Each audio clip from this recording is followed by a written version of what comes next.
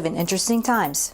Today's stories: anti-government protesters and Hong Kong police clash in mall. China confirms arrest of a Canadian citizen during an anti-drug operation. At least 14 have been killed in a building collapse as monsoon batters India. Deadly monsoon kills 10 and destroys 5,000 shelters in Bangladesh Rohingya refugee camps. Mexico says the U.S. is seeking to deport 1,807 Mexican citizens. Mexico migrant centers experience increased overcrowding.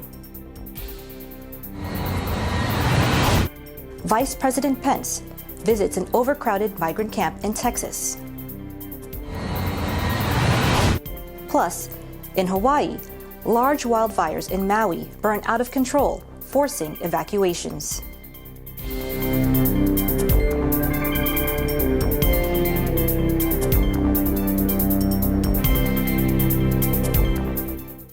Hello everyone, I am Jennifer Polentan, bringing you stories from around the globe, and this is Eagle News, broadcasting from New York.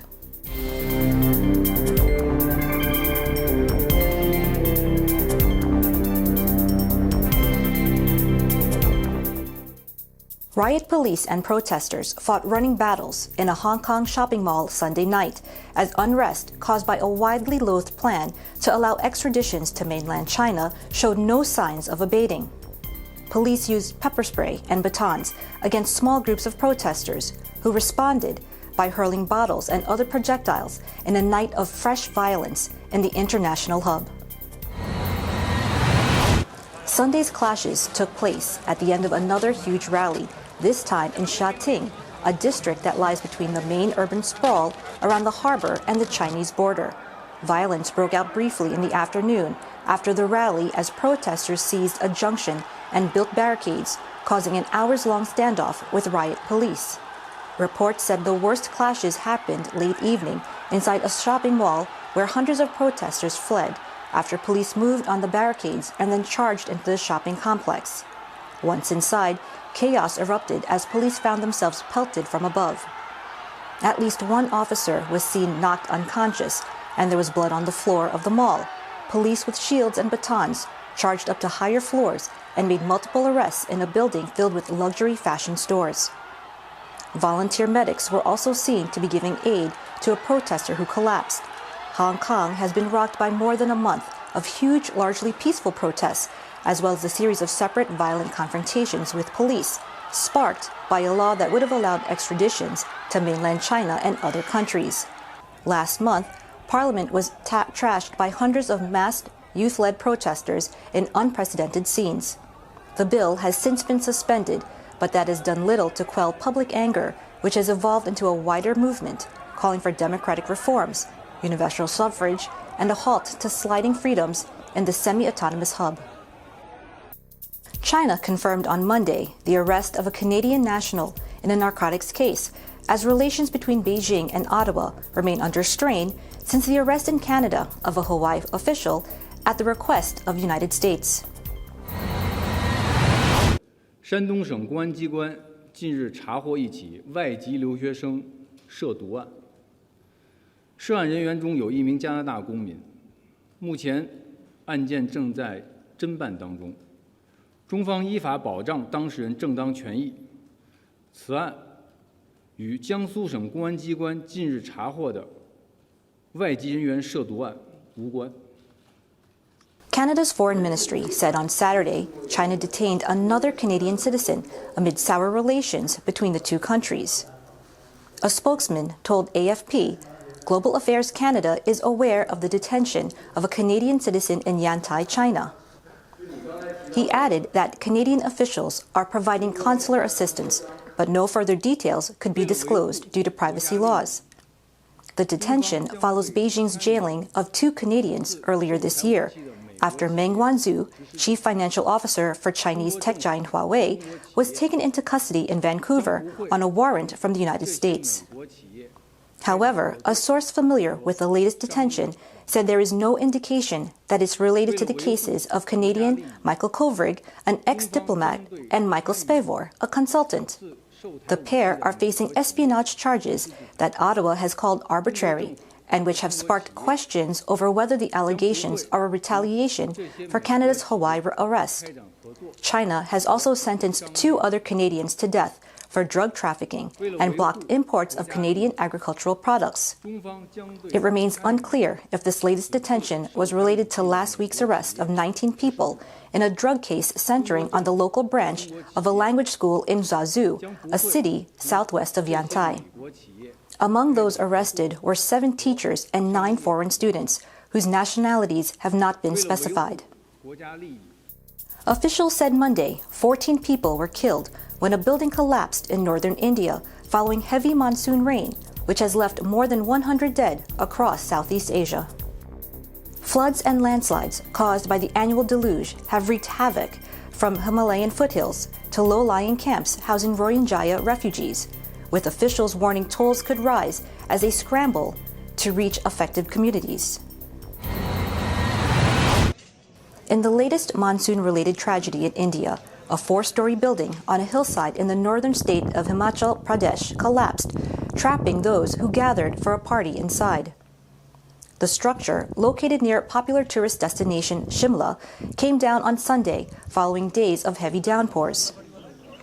Rescue workers used heavy machinery to remove heaps of mangled steel and wires from the muddled debris, pulling 28 survivors from the rubble. A statement from the state chief minister's office said 14 people had died, all but 1 of whom were soldiers. One soldier, who was pulled out alive from the rubble, said they had gathered for a party in the building's restaurant, but suddenly the building shook and collapsed. Such incidents are common across the region during the monsoon because of dilapidated structures that buckle under the weight of continuous rain. In neighboring Nepal, police said at least 67 have been killed in floods and landslides, while 30 more are missing. In Bangladesh, at least 29 people have died in the last week, including 18 who were hit by lightning and 7 who drowned after their boat capsized in choppy waters in the Bay of Bengal. Another 10 have died in overcrowded Rohingya refugee camps in the southeast of the country, and thousands of shanty homes have been destroyed. An International Organization for Migration, or IOM, spokeswoman said heavy rains triggered mudslides in the refugee camps, which are mostly built on hill slopes, destroying some 4,889 tarpaulin and bamboo shacks in the first 2 weeks of July. A UN report said more than 200 landslides have been reported since April in the camps built near the border with Myanmar, and at least 10 people were killed, adding nearly 50,000 people who have been affected. In the last week alone, 2 Rohingya miners died, and another 6,000 people were left without shelter because of heavy rains. The UN said the schooling of some 60,000 children had been interrupted, with over 750 learning centers partially damaged and 5 heavily damaged. Displaced refugees said they were suffering as rain disrupted logistics and daily activity in the camps. Refugees also described a shortage of drinking water and a looming health crisis due to flooded toilets, which fostered disease outbreaks. World Food Program, WFP spokeswoman Gemma Snowden, said they had to significantly increase assistance in the camps to cope up with the monsoon. Coming up, Mexico says the U.S. is seeking to deport 1,807 Mexican citizens. Mexico migrant centers experience increased overcrowding. Vice President Pence visits an overcrowded migrant camp in Texas. Plus, in Hawaii, large wildfires in Maui burn out of control, forcing evacuations. Eagle News will be right back.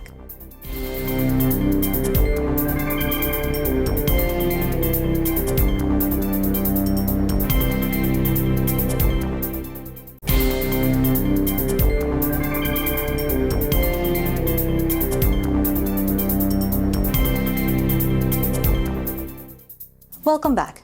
You are watching Eagle News. Mexican Foreign Minister Marcelo Ebrard says the United States is seeking to deport 1,807 Mexican citizens living in the U.S., with finalized deportation orders during a meeting with Mexican officials to monitor and assess the current status of deportations announced by President Trump. Lo que nos dice la embajada es que la estimación que tenemos es que lo que van a hacer es deportar en los próximos días o buscar deportar a los que tienen orden de deportación ya definitiva, cuyo universo es 1,807 personas. The Mexicans who are going to be deported are going to find in Mexico an opportunity for job and support from the Mexican government.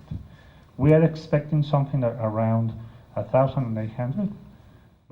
Mexican workers build new reception spaces at a migrant shelter, while another association piles tents in a hangar as migrants seeking asylum in the United States continue to come to Tijuana, whether they are driven back from U.S. territory or have just arrived from Central America.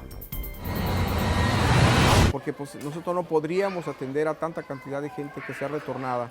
Y ahora que se está hablando más, no solamente de comunidad retornada, de gente de Centroamérica, sino se está hablando ya de nuestra propia comunidad, de nuestra gente de México que va a ser deportada, un grupo muy grande que incluso ya se están, quizás en estos momentos, se esté tomando acciones de deportaciones de tanta gente que está de forma ilegal en los Estados Unidos. Thousands of undocumented immigrants waited in uncertainty on Sunday, fearful of the nationwide raids promised by President Trump, and there were no immediate signs of any large-scale operations. Federal Immigration and Customs Enforcement agents were expected to conduct raids in at least 10 major cities on Sunday, with plans to arrest about 2,000 undocumented migrants who entered the United States recently. The operation appears far more modest than the millions Trump had promised would be detained and expelled when he first mentioned the raids last month. Matthew Albence, ICE's acting director, would not confirm any operational details on Sunday, but defended the need for the raids. Meanwhile, in Texas, U.S. Vice President Mike Pence visited an overcrowded migrant camp on Friday, coming face-to-face with detainees held in horrific conditions and deploring an immigration crisis that he said was overwhelming our system. Pence traveled to Mexico border as protesters rallied in several U.S. cities, urging the government to shut down what they call concentration camps. The vice president visited McAllen Border Station, where he was taken to a sweltering outdoor portal where 384 men were held in caged areas. According to media reports from journalists traveling with Pence, who were allowed into the area for 90 seconds, the stench was horrendous. The men who allegedly crossed the border illegally were crammed into a space where there was not enough room for all of them to lie down on the concrete floor. They had no cots, mats, or pillows, only silver polyester blankets. Grasping the chain-link fencing, they shouted to reporters that they had been there 40 days or longer, were hungry, and wanted to brush their teeth. He blamed Democrats for precipitating the crisis by resisting President Donald Trump's push for border funding, as opposition lawmakers split with the administration over how the money should be spent. In Hawaii, just last week, large wildfires erupted on the island of Maui in Hawaii, forcing residents and tourists to seek shelter or even leave the island. The blaze lasted into the weekend, and officials believe this could be the largest wildfire in Maui's history. Hawaii correspondent Mio Asenas gives us the recap. Be careful, guys. There's a smoke right there. Brush fire by Waikea 5 miles stretch area. Okay, if you're traveling in that area, be careful. All right. From what I heard, the fire started around 10:40 this morning in central Kahului. It's been really dry here lately. We haven't had much rain in the past, say, month and a half. And towards later in the afternoon, it started getting windy and the flames kept going, started spreading towards North Kihei, and then they decided to close the road going Kihei bound from Mukulele Highway around 2 o'clock. So all the traffic going to Kihei got diverted to South Kihei Road, and that backed up a lot of the drivers, everyone going home or going to work, to Lahaina. Maui County's mayor then directed the opening of 3 facilities to serve as shelters. Around 1,000 people took shelter, including travelers whose flight were delayed due to the heavy smoke building up along the flight path for the most aircraft to and from the airport. Most of the evacuees either returned to their homes or resumed their travel the next day. On the following Friday, Hawaii Governor David Egit declared Maui as a disaster area and authorized emergency funds to support relief efforts. The governor also messaged Oprah Winfrey via Twitter, thanking the actress philanthropist for opening an access road within her Maui property to facilitate in the evacuation. Dexter Saldua described the overall situation on day 2 from his vantage point. Traffic, though, has seemed a little better compared to yesterday, but there was a new fire that started in Pu'unene around 12:30 this afternoon, closer to the airport. Earlier, helicopters, rescuers, they responded trying to douse the fire by air mostly, while the other firefighters on the ground were trying to contain the rest of the first fire. As of late Friday night, county officials estimated that the fires were between 70 to at least 80% contained. The Maui Fire Department resumed its mission on Saturday morning, dispatching 2 helicopters to drop water over the affected areas. Military units from the Hawaii Army National Guard and the U.S. Army's 25th Infantry Division provided additional support. For the moment, Maui County has not received any reports of casualties or injuries as a direct result of the wildfires. An investigation into the cause of the fires has also started. Reporting from Hawaii, I'm Mio Asenas, 1 with 25. Thanks, Mio. That is today's Eagle News. Join us tomorrow for stories that matter to you. Visit our websites at eaglenews.net and eaglenewslive.com. Follow us on Twitter at twitter.com/Eagle News and on Facebook at facebook.com/Eagle News. Thank you for watching. I am Jennifer Polintan and I am 1 with 25.